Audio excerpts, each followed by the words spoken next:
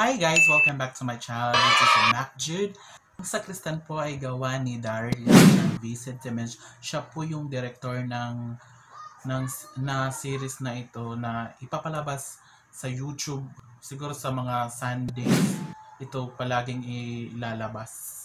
Noong May 24, ipinost po sa Facebook ng Vincent Temenz Production ang trailer ng Sakristan. At saka nag-trending po ito, number 1 trending tweet sa Twitter. So, naging curious yung mga tao, lalo na yung mga bashers. Alam naman po natin na si Daryl Yap ay isang magaling na director na palaging trending yung mga labas niya dahil akala nila puro mga kabaklaan, bastos, o mga palaging kumukontra sa mga religious activity or religious doings. Nakikita naman natin sa palabas na Joabol na meron kang maraming mapupulutan na moral lessons sa movie nila.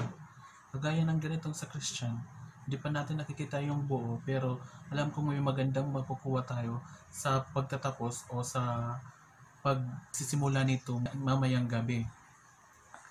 Kaya wag na lang po tayong maging bashers. Sa May 26, nag-post sila ng Sakristan OST na galing sa Viva siguro to, kasi yung Sakristan yung Viva, kasi yung Sakristan at yung Viva Films or Viva Production, joint first po sila sa paggawa ng build series na Sakristan. Yung OST po nila ay yung title is Delikado. Parang ginamit na ito sa movie nila Ann Curtis pati Marco Gumabaw. Ito yung Delikado. Yung movie nilang Daring at saka nagpakita ng puwet si Marco Gumabaw. Noong May 27, nag-post sila ng 4 days to go.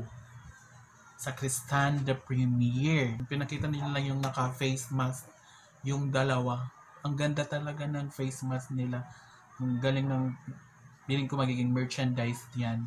Sana padalhan tayo ni Daryl Yap dito sa somewhere. Ang ganda talaga. Tignan nyo dito. May 27, nakarating na ito sa France.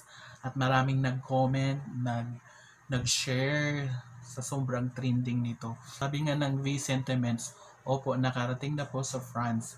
Maraming salamat po. At mismong kayong mga taga-suporta ang nagpapalawak ng aming promotion.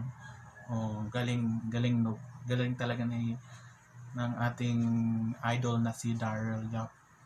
Hindi pa nga pinapalabas, trending na. Trending talaga. Effective yung mga pinopost nila sa Twitter at saka sa Facebook. Yan yung ina-idolize ko sa production ng Vincent Temenz. Na Henry Villanueva, isang fresh actor. Pero si Henry Villanueva, nakikita na natin to sa mga video clips ng Vincent Temenz, kagaya ng Elevator at saka yung kagaya nito, itong poster na ito, nandun siya.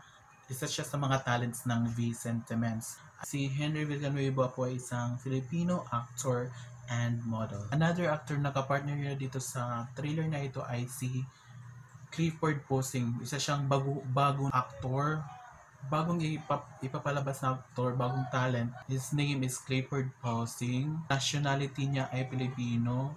So, Pinoy na Pinoy talaga. Born in August 19, 2003, age is 16. Clifford Posing is a Filipino athlete and actor. So, athlete talaga dito si Clifford Posing. Si Clifford Posing po ay may YouTube channel.